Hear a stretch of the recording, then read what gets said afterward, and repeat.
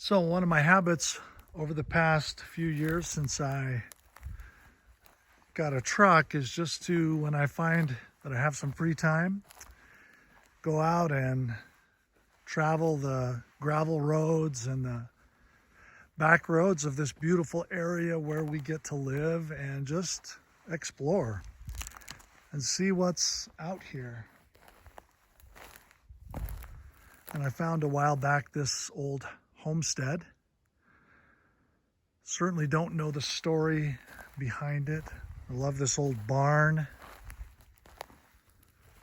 this wagon.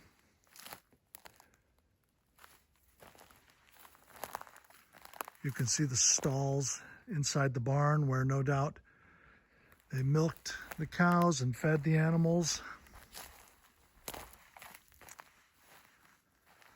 Multiple outbuildings.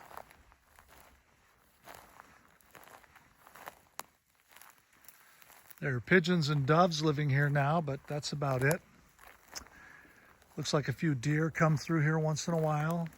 See these old outbuildings and skeletons of trees and this wellhead. And up here, the house, which really was a significant house in its day.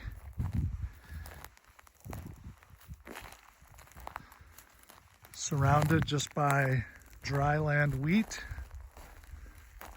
It's a beautiful, beautiful place. It makes me wonder what the story is behind this place. What happened here and what caused the people to leave.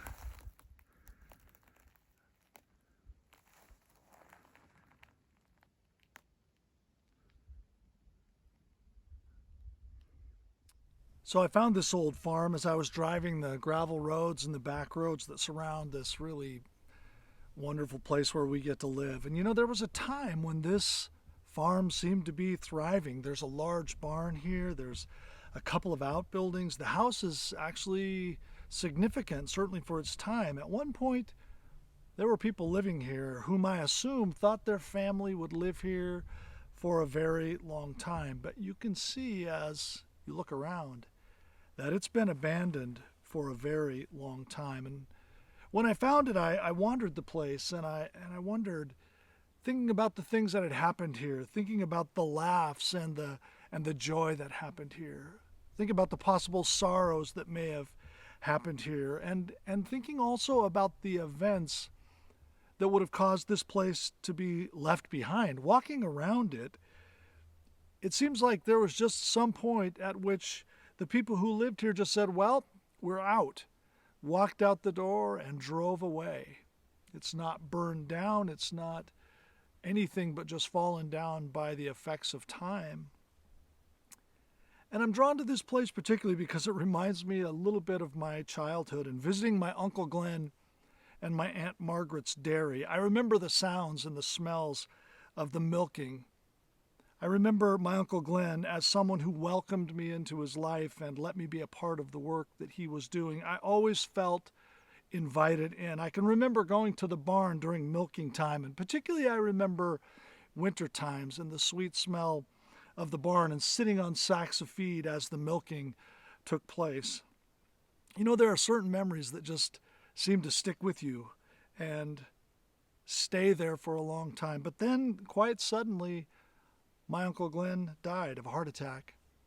He was 41 years old. I seem to remember living at their place for a part of a winter while Dad helped with the milking, either while he was maybe in the hospital or just after he died. I remember the wintry drive back and forth to where we went to school in Vail, Oregon. It was about 30 miles away, and it was 1975 when he died, and I was 12 years old, but I can still remember really clearly some of the things that happened then. And you know, in the course of a fairly short period of time, my aunt and my cousins moved away from that place, and we didn't get to go there anymore. There was a point, certainly, as a young person, that I just assumed that we'd get to visit that farm forever and nothing would change. But it did. It did change, and it changed quickly, and that is the nature of life, it seems. We have no guarantee for tomorrow. Life can be short, it can be uncertain, it can come to an end quickly and unexpectedly. And so there you have it. Hopefully these words have served to cheer you up in this time that's already difficult enough. But listen, there are a couple of things that I want to keep in mind and invite you to keep in mind as we think about the reality that we have no guarantees about our time on earth. The first thing I want to say is this: make the most of every day that you have as much as you can. And the second is, if you stick around to the end of the video, I'm going to give you some investment advice that's unassailable. So don't go anywhere. But I want to break down these ideas with you just a little bit. If you want to follow along in your Bible, if you have one, and if you don't have a Bible, make sure you get us your email with your address, and we'd be happy to send you one. But we're going to launch into this idea from Psalm chapter 39, verses 4 through 6, as we remember that life can be short and uncertain. The psalm is attributed to David and is in some ways a lament about the way life is going for David at the moment. He says this, "O Lord, make me know my end and what is the measure of my days. Let me know how fleeting I am. Behold, you've made my days a few handbreadths, and my lifetime is as nothing before you. Surely all mankind stands as a mere breath. Surely a man goes about as a shadow. Surely for nothing they are in turmoil. Man heaps up wealth and does not know who will gather it." David characterizes his life by saying to God, "Let me know how fleeting I am. My days are like handbreadths. Remind me who I am. My lifetime is like nothing before you. Surely all mankind stands as a mere breath." You're watching me on YouTube for the most part because the world has been shut down by the coronavirus. Today is April 26th. The first coronavirus death was reported in China on January the 11th. The first confirmed case of coronavirus in the U.S. was on January 21st. President Trump declared a national emergency on March 13th, and Washington State, where we live, pretty much shut down on March 13th. And just consider how rapidly our lives have changed, and how rapidly our country and the most of the world has changed. In 44 days, we've gone from pretty much moving about freely as much as we want and doing what we wanted. The economy was in pretty good shape. We were laughing and hanging out with our friends. We were going out to dinner. We were going bowling. Okay, not that many people were going bowling, but you could if you wanted. We were going to the grocery store. We were having birthday parties and anniversary celebrations and just generally living our lives the way that we wanted to what life looks like today. We are in general staying home to stay healthy. We're wearing masks in public. We aren't shaking hands. We're using hand sanitizer at a blistering pace. Schools have moved from on-site instruction to distance learning across the country. You know the world has changed when distilleries go from making whiskey to making hand sanitizer. Things are different. Here's where things stood as of Friday, April 24th, 103 days into this pandemic. 2.8 million coronavirus cases worldwide, 193,148 deaths worldwide. To date, there are 889,391 cases in the U.S. and 50,370 deaths. Now, I know that some people are saying it's only 50,370 deaths in the USA. That's far below the number that was forecasted, and I suspect it's easier to use that language if you didn't know any of the individual lives of the 50,370 people who've died. Every life is significant, and every death leaves someone in pain and anguish and grief. Certainly, it's good news that the number of deaths is dramatically lower than was forecasted. And however that number is lower, whatever has caused that, I'm grateful for it. You know, it's not my intention today to armchair quarterback this situation. I'm really grateful for the scientists and the healthcare workers, the first responders, the medical centers. It's my sense that they're doing the best that they can with the information that they have at this moment, and they're making the best decisions they can with the information that they have when they're making those decisions. And my heart really goes out to those who may be facing economic ruin over the shutdown of our country and perhaps losing their businesses and their livelihoods. It's no small thing that we're facing. And who knows how this is all going to come out? I can't forecast that either, and I'm not going to try. My point is simply to say this: look how quickly life has changed. Could you have imagined you'd be living life the way you're living it today, 103 days ago? And so we realize that life is short and it can be very uncertain. Circumstances can change so rapidly. So we hold this life loosely because we can't predict the future. James, the brother of Jesus, wrote in his letter to the church in chapter 4, verses 13 through 15, "Come now, you who say today or tomorrow we will go into such and such a town and spend a year there and trade and make a profit. Yet you do not know what tomorrow will bring. What is your life? For you're a mist that appears for a little time and then vanishes. Instead, you ought to say, if the Lord wills, we will live and do this or do that." Specifically, James' letter is addressed to the 12 tribes in the dispersion. He's writing to Christians all over the Roman world who had probably until fairly recently lived in Jerusalem, but because of the great persecution that they faced had been scattered throughout the Roman world and the known world at the time. He basically reminds them, you know how fast things can change. Nothing wrong with making plans. It's not a bad thing to do, but you'd better hold them loosely because you can't predict the future. We have no guarantee for tomorrow. James reminds them that there's a broader narrative at work when he says, here's how you ought to make plans. If the Lord wills, we will do this or that. There's something bigger at work here, and let's not miss it. In the midst of these moments when we're struggling through these difficult times, we have to remember that there's a grander narrative. And so I'm looking forward to things getting back to normal, whatever normal is going to be when we get back there in 1 month or 3 months or 6 months or a year. I want to get back there, but I really want to try to be attentive to what life's bringing to me right now, in this moment. I don't want to miss what God has for me in this moment, looking forward to when this all goes back to normal.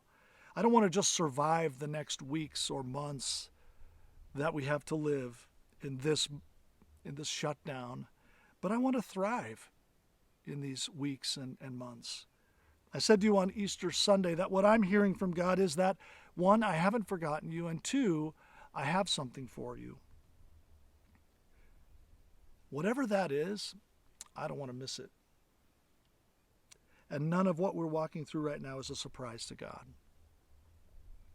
Have you noticed that we're losing patience with all this in our country? We have a pretty short attention span. And at the beginning of this shutdown, people really worked to put a bold face on it. We can do it. We've got this. And all that sort of talk. Now a lot more people are blowing up their Facebook feeds and their Instagrams and all their social media with all the decisions that haven't been made correctly and all of the missteps of the president or the governor of their states or the scientists. It seems fair to at least discuss these issues honestly, to be sure. But what may be happening in the midst of doing that is that we miss the bigger narrative, that God has something in mind for us, something for us to learn in this moment, in these times that we're living in right now. It reminds me a little bit of what Puddleglum says to Jill Pole and Eustace Scrubb in the silver chair as they're beginning a grand adventure to find Prince Rilian. He says this, "But we all need to be very careful about our tempers, seeing all the hard times we shall have to go through together. We won't do to quarrel, you know. At any rate, don't begin it too soon. I know these expeditions usually end that way, knifing one another." When this all broke out, there was a lot of working together and moving together, and that seems to be shifting. And when you start a grand adventure, you're excited and can't wait to get going. But before it's over, tempers get riled, and hard times have a tendency to cause us to lose focus on what matters. We forget the bigger narrative and that there's something for us to learn in the midst of it. I don't want us to forget that. And I don't want us to forget that life is fleeting and that we can't predict the future. So we have to hold on to what we have loosely. And we can do that. And what we can do in the midst of that is make the most of every day that we have and invest wisely in the future. Now, there are certainly people who believe that this life is all there is, and there's nothing beyond this physical or naturalistic existence. And if you hold to that idea, that there's nothing after this life, I want to thank you for hanging in with me and getting this far into the video. But I'd like to suggest that almost everyone on the planet and throughout history intuitively believes that this is not all there is, that there's something beyond this world, that this life is not the only thing we have. One of the reasons that I believe that is that we have a longing for something more. And often, even those who claim not to believe in the existence of God or eternity or an afterlife will say when someone has died, well, we all know they've gone to a better place, or I know that they're watching over me. In apologetics, this is called an argument from desire. That is to say, we can't desire things that don't exist. Let me take you back to C.S. Lewis for a moment. He wrote this: if we find ourselves with a desire that nothing in this world can satisfy, the most probable answer, the most probable explanation is that we were made for another world. The question then, if there is something beyond this life, how should we spend this one to prepare for that one? And I'd like to suggest first that it means making the most of every day. And second, it means making wise investments. And so how will you spend your time in this pandemic, in this shutdown, and then after it's over? I want to invite you into the habit of, first of all, giving each day, at the start of each day, to the God who made you. It might be the last day that you have. And if this day is the last day that you have, you don't want to spend it complaining about the Democrats or the Republicans. You don't want to spend it cursing Donald Trump or Jay Inslee or Kate Brown. Begin each day with a simple prayer, giving yourself to God. An acknowledgement that you know He exists and He made you for Himself. You can acknowledge it simply this way: God, this is a day that you have made me for, and this is a day that you have made for me. Don't let me waste it. Don't let me miss you. Don't let me miss opportunities to speak life and health and healing and peace into the world you've given me as a gift. Let me leave the places that I touch today, in my home, my conversations, my family and friends, the places into which my voice and influence go, better than I found them. And then work the habit into your life of ending each day with an acknowledgement of thanksgiving that you've had another day in this world, and thank God for the blessings that He's given you and the things He's teaching you, even in the challenging and difficult moments. And then finally, I want to challenge you to decide to make investments that are simply guaranteed to pay off. There are some, you know. Getting back to this little farmyard that's surrounding me, I was reminded of a parable that Jesus told in Luke chapter 12, verses 13 through 21. Someone in the crowd said to Him, "Teacher, tell my brother to divide the inheritance with me." But He said to him, "Man, who made me a judge or arbitrator over you? Who made you think I was going to be deciding that?" And He said to them, "Take care and be on your guard against all covetousness, for one's life does not consist in the abundance of his possessions." And He told them a parable, saying, "The land of a rich man produced plentifully, and he thought to himself, 'What shall I do? For I have nowhere to store my crops.' And he said, 'I will do this. I will tear down my barns and build larger ones, and there I will store all my grain and my goods, and I will say to my soul, Soul, you have ample goods laid up for many years. Relax, eat, drink, be merry.' But God said to him, 'Fool, this night your soul is required of you, and the things you have prepared, whose will they be? So is the one who lays up treasure for himself and is not rich toward God.'" There are times when preachers want to make this parable a teaching against gaining wealth, but that certainly isn't the primary point of it. Wealth is relative, and statistically, if you are in the poorest 20% of Americans, you are wealthier on average than all people in most affluent nations. The point is this: be careful what you trust. Be careful where you put your hope. Be careful what you invest in, because whatever you have in this life, it's fleeting. You can't predict the future, and whatever you have in this world will either decay and rot into the ground, or someone else will own it when you're gone. Psalm 49:10 says, "For he sees that even the wise die. The fool and the stupid alike must perish and leave their wealth to others." It's been a challenging time economically. People have lost a great deal of money. Some people have made money. But if your first move in the morning is to check the stock market and to see how your investments are doing, you might be focused on the wrong things. You might be focused on an investment that isn't going to last. We just need to be careful, because if our hope is in this life alone and what we gain or possess, we're in danger of losing our hope. When Jesus said, "Seek first the kingdom of heaven," he was giving investment advice. The kingdom of heaven can't be taken from you by any power.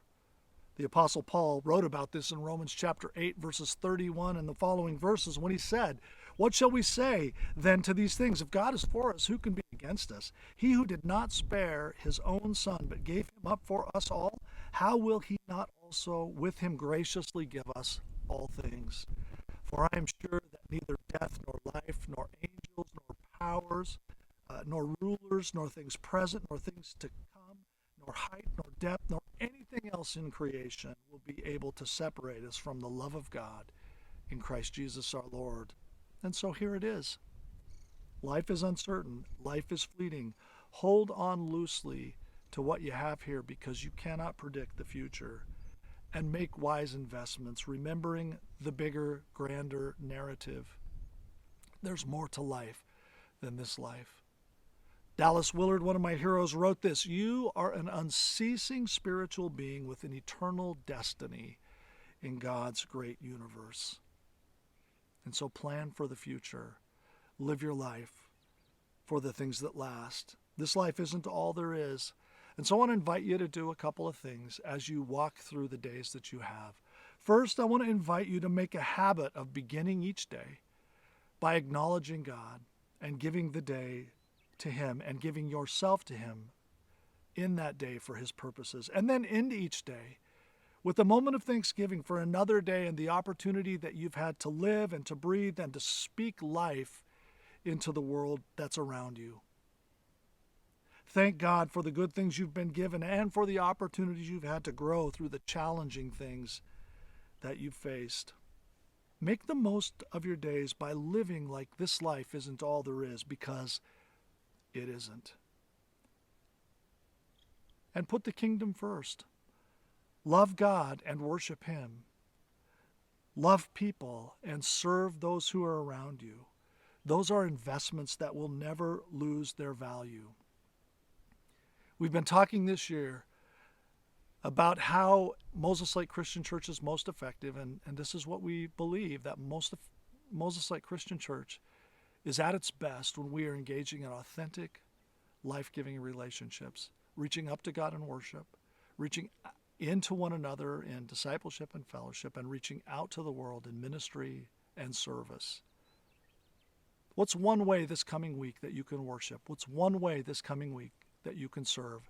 And what's one way this coming week that you can reach out and love someone around you who may be lonely, isolated, who may just need someone to talk to? Our lives can make a difference. Let's invest for eternity, because we have no certainty about this life. And so may God bless your body with good health and protection from this virus and other illness. May He keep you strong in body and mind. And may God give you work to do each day that's meaningful and fulfilling and makes a difference in the lives of the people that your life touches. May God's peace be on you so that you may live in a place of emotional stability peacefully and with a thankful heart. May God bless you in all your relationships to be an encouragement and a blessing to others in your life, in your marriage, in your parenting, in your neighboring, in your working, and in your walking around everyday life. And may God bless you with a heart that's hopeful, a faith that is courageous, and a sense of His presence walking with you, whatever the next moment brings.